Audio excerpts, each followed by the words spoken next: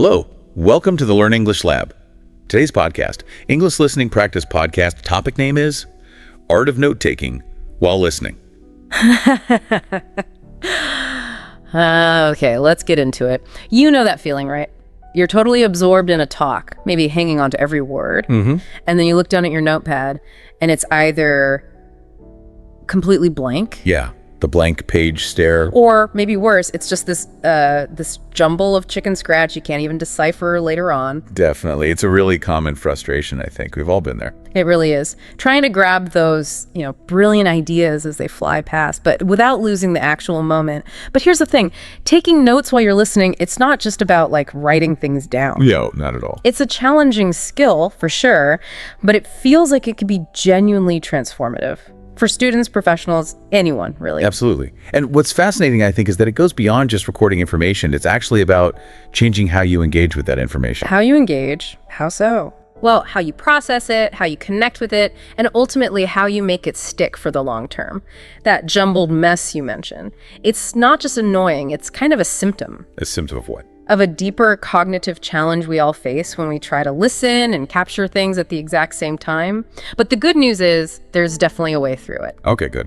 So today we're going to do a real deep dive into this. We'll explore, every angle from getting ready before you even start listening. Right, the prep work. To picking the right methods for different situations. Yeah. And even tackling those common problems that, let's face it, trip us all up sometimes. Is that like a plan?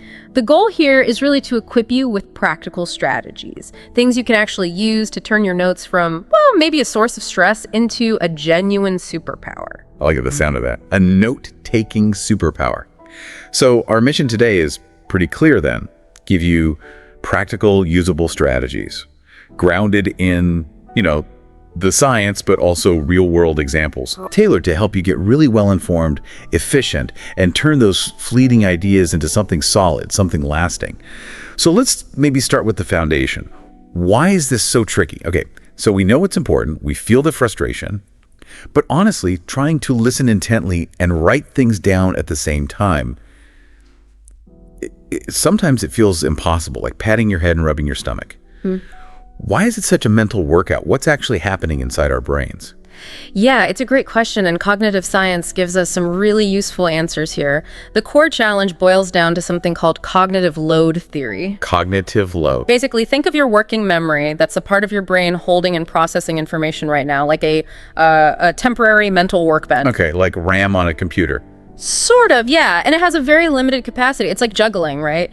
Most people can only keep about, say, 5 to 9 distinct pieces of information actively in the air at once. That's the classic idea anyway. 5 to 9 things. It's not a lot when someone's talking fast. Not at all. Now think about just listening.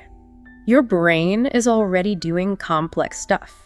Hearing sounds, turning them into words, figuring out the meaning, filtering background noise, reading tone. That's already a full-time job. It is. And then you add note-taking. Now you're bringing in motor skills, actually writing or typing, plus this whole other layer of complex decision-making. Like, is this important? Should I write this down? How do I shorten this? Precisely. All that deciding, filtering, summarizing in the physical act. It pushes your working memory right to its limit very, very quickly. That's when you get that overloaded feeling where information just kind of washes over you. And nothing really sticks. Okay, that makes total sense. It's not just about writing, it's about managing that mental bandwidth. But if it's such a heavy lift, cognitively speaking, is it really worth the hassle? Is the payoff big enough? Oh, absolutely. The effort is definitely worth it, and the payoff is substantial. Strategic note-taking isn't just busy work, it's active mental engagement, and that brings real cognitive benefits. First off, and maybe the biggest one, enhanced retention. Okay, remembering more. Exactly. When you physically write something down or even type it thoughtfully, you're not just making an external record, you're forcing your brain to process that information more deeply. So the act itself helps. Yes. Yeah. It helps encode those ideas into your long-term memory much more effectively. There's research showing that students who take notes can retain significantly more, sometimes up to a third more information than those who just listen passively. Wow, a third more, that's huge. It is. It's like you're giving your brain a head start on remembering just by actively selecting and writing. Then there's improved clarity. How does writing help with clarity? Well, think about a speaker who's maybe a bit rambling or a discussion that goes off on tangents. The act of taking notes forces you to distill it down. Right, you have to find the main point. You have to identify the core message, simplify it in real time. That process naturally boosts your own understanding. And third, good notes become a reliable reference. Your own personal cheat sheet. Exactly. A personalized resource you can trust. No more fuzzy memories. You have a structured record for studying, for project details, for follow-up tasks. It's your knowledge base. That makes sense. And finally, it really increases engagement. When you're actively listening to write, deciding what's key, you're much less likely to zone out or get distracted. Keeps you locked in. It does. It's this active mental dance. Processing the input, filtering, interpreting, deciding what to capture, and then the physical act. The real power comes from making that dance smoother, less effortful, so you can capture the important stuff without overload. Okay, I'm sold on the why. It's clearly beneficial despite the cognitive effort. Yeah. And thinking about that dance metaphor, you wouldn't just leap onto the dance floor cold, right? Probably not advisable. So it sounds like effective note-taking actually starts before the listening even begins. Like, preparation is key. It's absolutely foundational. Preparation is like laying down the track before the train arrives. It significantly cuts down that cognitive load we talked about once the information starts flowing. So what does good prep look like? First, understanding the context. Before anything, a lecture, a meeting, even this deep dive, take a few minutes to look at any available materials. Syllabus, agenda, pre-reading, episode description, whatever you have. Give me an example. Okay, say you're a student going to a biology lecture on mitosis. Skimming the textbook chapter beforehand means terms like prophase or chromosomes aren't totally new. Right, so they don't trip you up as much. Exactly. Less mental effort needed to just grasp the basics. Or for a professional, reviewing a meeting agenda lets you see Q4 budget is coming up. You can anticipate needing to note down figures, decisions, maybe even preset a heading in your notes. Smart. What else? Second, if it's new speaker or someone you don't know, try researching the speaker. A quick search can tell you their background, their usual focus. How does that help? Knowing if they're, say, a historian focused on revolutions versus a tech expert on AI helps you anticipate their main points, their angle. It acts like an internal filter, helping you spot the key themes faster. Okay, context, speaker. What's third? Third, set a clear goal for yourself. Before you start listening, ask, what do I need from this session? My personal objective. Precisely. A student might need key concepts for a test. A professional needs action items and deadlines. A casual listener might just want one big idea to think about later. So you're filtering from the start based on your goal. Exactly. It guides your attention, helps you prioritize what's worth capturing, and stops you from trying to write down absolutely everything. It's your reason for listening. That's incredibly useful, knowing the why and what before you even get to the how. Speaking of how, let's talk tools. Paper, digital. So many options. How do we choose? What are the trade-offs? The tools question. It really does come down to personal preference and the situation. There's no single right answer, but understanding the pros and cons helps you choose wisely for you. Okay, let's start old school. Paper and pen. Right, paper notes. There's a tactile quality, isn't there? The physical act of writing can engage your brain differently. Some research even suggests it might boost retention because it naturally slows you down a bit, forcing deeper processing. And fewer distractions, presumably. Huge benefit. No notifications popping up. Paper is also fantastic for non-linear notes, like sketching diagrams, flowcharts, mind maps, things that are harder to do quickly on a keyboard. Any tips for paper users? Yeah, maybe use a sturdy notebook, different colored pens for emphasis, like red for super important points and highlighters. Spiral notebooks or binders help with organization later. Okay, what about digital? Laptops, tablets? Digital notes have major advantages too. The big one is searchability. Finding something specific months later. Digital wins, hands down. True. And easy to share. Edit. Absolutely. Sharing for collaboration, editing without making a mess, backups, huge pluses. And if you like handwriting, tablets with apps like GoodNotes or Notability are amazing. You get the feel of writing, but with digital benefit. But there's a downside, right? The distraction factor. It's so easy to just click over to email, social media, anything else. Laptops especially can be focus killers if you're not disciplined. So, any app recommendations for digital? Notion or OneNote are great for serious organization, creating structured notebooks, linking ideas, really powerful. What about combining them? A hybrid approach works well for some people. Quick notes on paper during the session for focus, then maybe type them up or organize them digitally later for searchability and clarity. Finding your own groove. Exactly. The best advice is to experiment. Try paper for one lecture, a tablet for the next, maybe a laptop for a meeting. See what feels most natural and effective for you in different contexts. That makes sense. Experimentation is key. And once you have your tool, having a structure seems vital. You mentioned templates earlier, like a GPS for your notes. How do they help keep us on track? They really do act like a GPS. A template isn't about being rigid, it's a strategic framework. It guides your thinking, ensures you capture things logically, and, crucially, it reduces that "what do I write now?" decision fatigue in the moment. So which templates are most useful? One of the most famous and effective, especially for dense material like lectures, is the Cornell method. Ah, yes, I've seen that one, with the columns. That's the one. You divide your page. Narrow left column for cues or questions, wider right column for the main notes taken during the session, and a summary section at the bottom. What's the magic there? The magic is really in the review. Later, you cover the main notes and use the cues in the left column keywords or questions like, what's the greenhouse effect, to actively recall the information. That active recall is incredibly powerful for memory, and the summary forces you to synthesize. So it builds in the processing after the fact. Precisely. It's not just about the layout, it's about the cognitive steps it encourages. But even simpler structures work well. Like what? Just using clear headings and sections. Always start with the basics. Date, topic, speaker, like July 13, 2025, marking meeting Q4 strategy. Then use subheadings as the topic shifts. Social media plan, budget issues, next steps. Breaks it down into chunks. Exactly. Makes it so much easier to find things later. It's like building a table of contents on the fly. Another approach, especially for meetings, is using columns. Columns for different things. Yeah, maybe one for main ideas, one for specific examples, and a really important one for action items. Super useful for tracking tasks. Topic, website redesign decision, use agency X action, J. Smith to send contract by Fry. I can see how that would work well for projects. Definitely. The point of any template is to provide that structure up front, freeing up your mental energy to actually focus on listening and understanding the content, not wrestling with how to organize it in the moment. That structure gives you a roadmap. Okay, so you're prepped, you've got your tools, maybe a template, but now you're actually in the session. How do you truly listen actively, not just hear, but comprehend? Yeah. You called it a secret weapon. It really is. Active listening is the difference between information washing over you and information actually sinking in. It's about engaging deeply. Several techniques help here. Okay, lay them on me. First, learn to spot verbal cues. Good speakers often signal what's important. Listen for phrases like, the key point is, to sum up.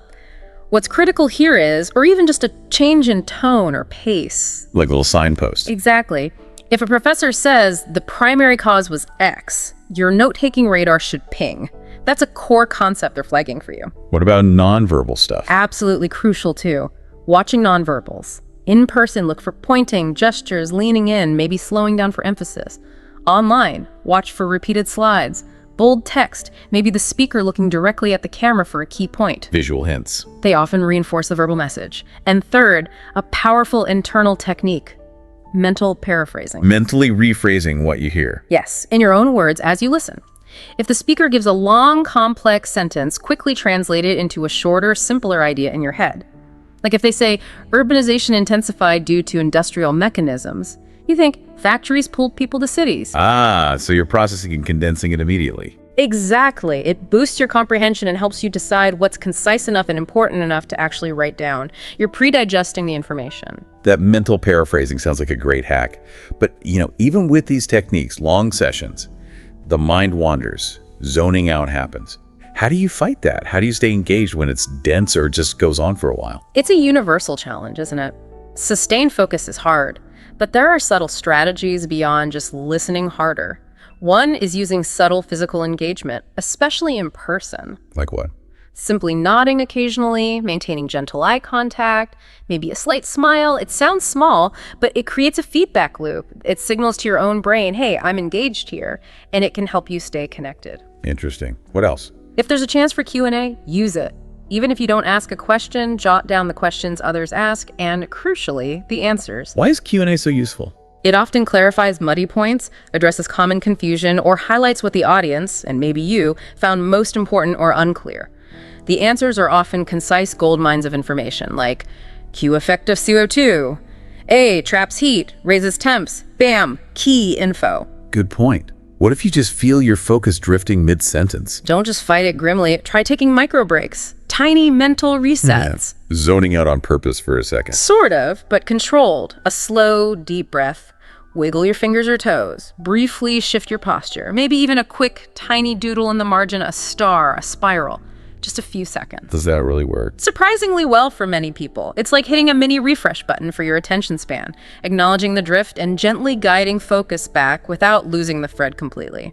It's about awareness and gentle redirection. Okay, those are practical tips for staying in the zone. Now, let's get back to the actual note-taking. We've talked structure, but what about different methods? Because you're right, one size doesn't fit all. How do we find a method that clicks? Finding that personal fit is crucial, and it often depends on both you and the type of information. Let's unpack a few proven methods. We've already touched on the Cornell method. Right, the structured one with columns and summary. Best for. Great for lectures, dense information where you need deep processing and recall later. The built-in Q column for self-testing is its real strength for studying. Remember, left for Q's questions, right for main notes during, bottom for summary after. Okay, got it. What else? The outline method. This is your classic hierarchical structure. Roman numerals or main headings for big ideas. Letters or bullets for subpoints, numbers for details. Exactly. It uses indentation to show relationships. Perfect when the speaker is organized and presents information logically, like in a well-structured presentation or lecture. You see the flow clearly. Downside. Can be tricky if the speaker jumps around a lot. You end up reorganizing constantly. It needs a fairly linear delivery to work smoothly. Makes sense. What about visual learners? For them, the mapping method mind maps or concept maps is often fantastic. Starting in the middle and branching out. Yep. Central topic in the middle, like French Revolution. Main branches for subtopics like causes, events, outcomes. Then smaller branches for specific details like economic issues off of causes. What's the advantage there? It mirrors how our brains often connect ideas non-linearly. Great for brainstorming, understanding complex relationships, and getting a holistic overview. You see the whole picture. Downside, can get messy, maybe not ideal for capturing lots of rapid sequential details. Okay, one more. The sentence method. This is the most straightforward. You basically just write down each new point or idea as a separate numbered sentence. Just a running list of points. Pretty much. 1. French Revolution started 1789. 2. Bastille stormed July 14th. 3. Reign of Terror, 1793-94. It's fast and good for capturing a lot of distinct facts quickly, especially if the speaker is moving fast. But less organized. Right. It lacks that built-in structure or visual hierarchy, so you need to do more work later during review to connect the dots and synthesize the information. So, Cornell for deep study, outline for structure, mapping for visuals, sentence for speed. That's a good summary. And again, the key is to experiment. Try different ones in different situations, lectures, meetings, podcasts. See what feels most comfortable and useful for you. You might even blend them. That makes sense. Finding your personal toolkit. Now, a big challenge with any method, especially with fast speakers, is just keeping up. Writing full sentences, even outlining, can feel too slow. That's where shorthand comes in, right? Like a speed booster. Exactly. This raises that important question. How do you possibly keep up without getting overwhelmed or missing key points? Shorthand, abbreviations, symbols, this secret language of brevity, is your friend. It reduces the physical writing time and the mental effort. So what are the best ways to get faster? First, use abbreviations liberally. Standard ones like W for with, BC for because, and for and, but also create your own subject-specific ones. Like PS for photosynthesis if you're in biology. Precisely. Or IR for Industrial Revolution in history. KPI for Key Performance Indicator in business. Consistency is key. The more you use them, the faster you get. Okay, abbreviations. What else? Symbols. They pack a lot of meaning into a single mark. An arrow for leads to or causes. Equals for is or represents. Asterisk for important. Plus for and. Greater list than signs for increase, decrease. So instead of CO2 causes global warming, just CO2 equal warming. Exactly. Much faster, same meaning captured. Think check marks for done X for rejected. Save so much time. Third, focus ruthlessly on keywords. Stripping out the fluff words. Yes. Zero in on the core nouns and verbs. Ditch the articles, conjunctions, extra adjectives unless they're critical. Instead of the company implemented a new strategy for young people, just code new strategy, attract youth. Get the essence. Makes sense, but how do you remember your own codes? Good question. Keep a small shorthand key at the front of your notebook or in your app. List your symbols and new abbreviations until they become automatic. It's like your personal decoder ring. Okay. A decoder ring for notes. I like it. It takes a little practice, but the payoff in speed and reduced cognitive load is huge. Okay, so we're faster now with shorthand. But even then, you can't and probably shouldn't write everything down. There's just too much information sometimes. How do we get better at filtering? At deciding what's really essential, the good stuff, and what we can just let go? That is such a critical skill. Trying to capture everything is a recipe for disaster-overloaded brain, messy notes. Strategic selection is key. You need to become a ruthless editor in real time. Ruthless editor. Okay. What are the rules of engagement? Rule 1, focus on new information. If you already know it, if it's been said 3 times already, skip it. Unless there's a new nuance or detail, let it go. Your notes are for new insights, fresh perspectives. Filter out the repetition. Got it. Rule 2, prioritize examples and data. Abstract concepts are fuzzy. Concrete details make them stick. If the speaker says marketing campaign was successful, that's okay. But if they say sales up 20% after TikTok campaign, that's the gold. Capture the specifics. The evidence that backs it up. Exactly. Ask yourself, what makes this point concrete? That's what you write. Rule 3, pay close attention to questions and answers. We mentioned Q&A earlier. Why is it so valuable for selection? Because it often cuts through the fluff and addresses the core issues or points of confusion directly. The answers given are usually concise clarifications or key takeaways. Q, why did sales drop? A, supply chain delays.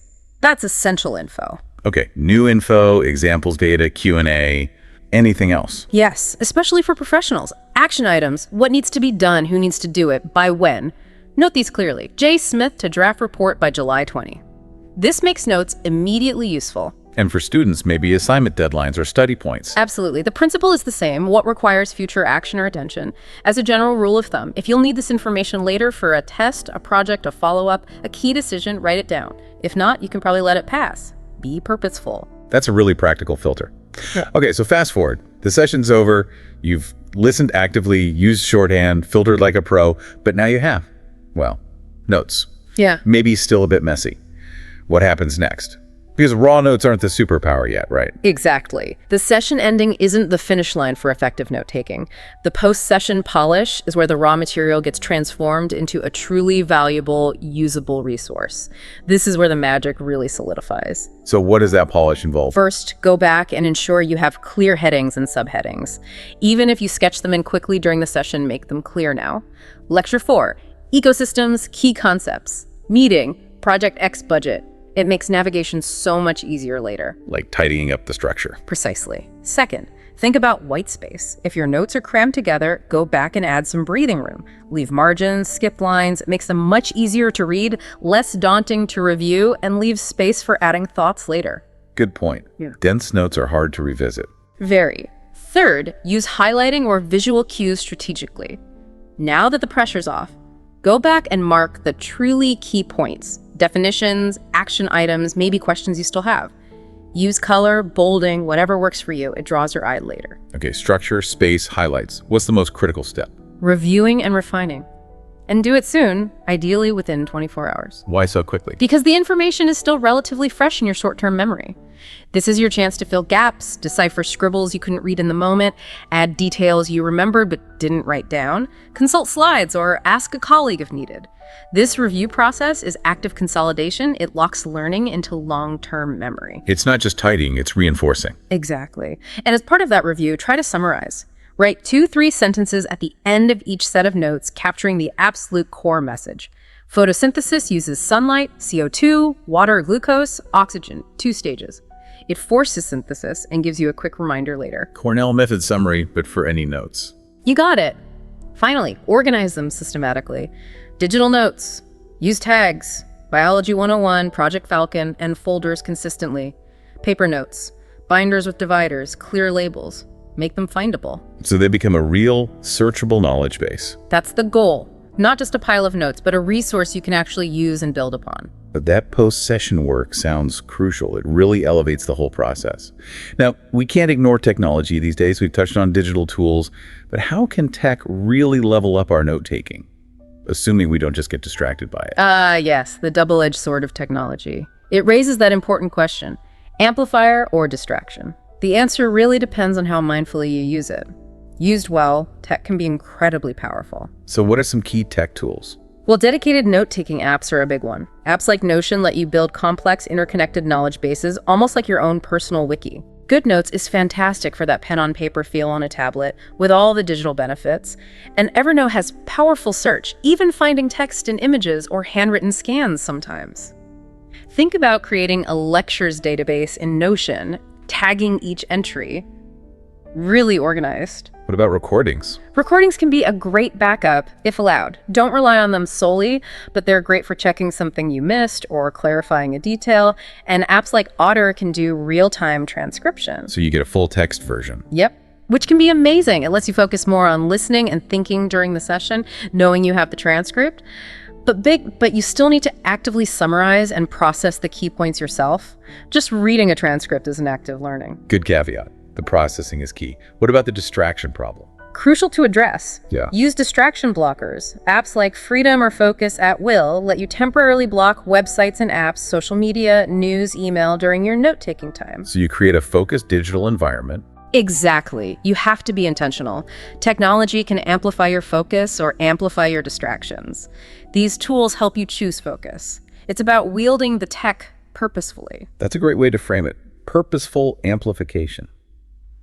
And it makes sense that the best strategy overall isn't fixed. It depends so much on why you're taking notes, right? The context matters hugely. Absolutely. Note-taking isn't one size fits all. The strategies that empower a student prepping for an exam are quite different from what a professional needs to capture in a high-stakes meeting, or what someone listening to a podcast for fun might do.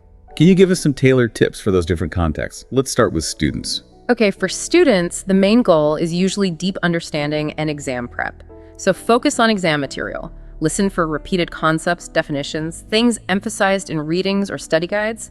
If mitosis is everywhere, really nail down the stages and examples. Use lecture slides. Definitely. Use professor-provided slides as a framework. Don't just copy them, add your notes around them, elaborating, clarifying, and compare notes with classmates. It's great for catching things you missed or seeing different perspectives. Okay, what about professionals in meetings? For professionals, it's often about action and decisions. So prioritize action items above all else. Who does what by when? Make these stand out. Also, track decisions and the why behind them. Chose vendor X because. That rationale is often crucial later. And integrate with other tools. Yes. Integrate with task management apps. Link your meeting notes directly to Trello, Asana, whatever you use. Turn discussion points into actionable tasks seamlessly. It closes the loop between talk and action. Makes sense. And finally, what about casual listeners? Podcasts, talks for personal interest. Here, the goal is usually inspiration or remembering key takeaways. So capture big ideas and memorable quotes. Don't sweat the small stuff. What really resonated. Grit is passion plus perseverance. Jot that down. Keep it simple. Absolutely. Keep it simple. A small notebook, a basic phone app. Low friction is key. And maybe share insights. Tell a friend, post a thought, write a short reflection. Articulating it helps you remember and own the idea. Tailoring the approach to the purpose. That seems to be the recurring theme. It really is. Understanding your why guides your how. This has been incredibly insightful. We've really covered the whole journey from the frustration to the strategies. It brings us back to that idea you mentioned at the start, note-taking while listening, as this skill, almost like catching fireflies. I like that. Capturing that brilliance, those insights, without losing the magic of the actual moment, the flow of the conversation. Exactly. And the whole point of this deep dive, understanding the cognitive load, prepping strategically, listening actively, using the right methods and tools, refining afterwards, it's all about empowering you to do just that, to make sure those fleeting ideas don't just vanish, but become lasting insights. Precisely. Ready for you to use, to reflect on, to build upon. Which leads to a final question, maybe, for you to think about. How might dedicating just those few extra minutes maybe to prep beforehand or to review and summarize afterwards. How might that fundamentally change how much you engage with and retain information in your very next meeting, your next lecture, your next important listening moment? That's a great reflective question, something to really try out. Keep experimenting. Find what works for you, refine your process. It really can become your unique secret weapon for learning and growing. Fantastic. Well, thank you for walking us through all of that. This has been a really practical and illuminating deep dive. And thank you for joining us. We hope you feel better equipped now to tackle the art of note-taking while listening. If you found this useful, please do like this video, share it with anyone else who might benefit, and subscribe to the Learn English Lab channel for more deep dives and English learning content. We'll see you next time.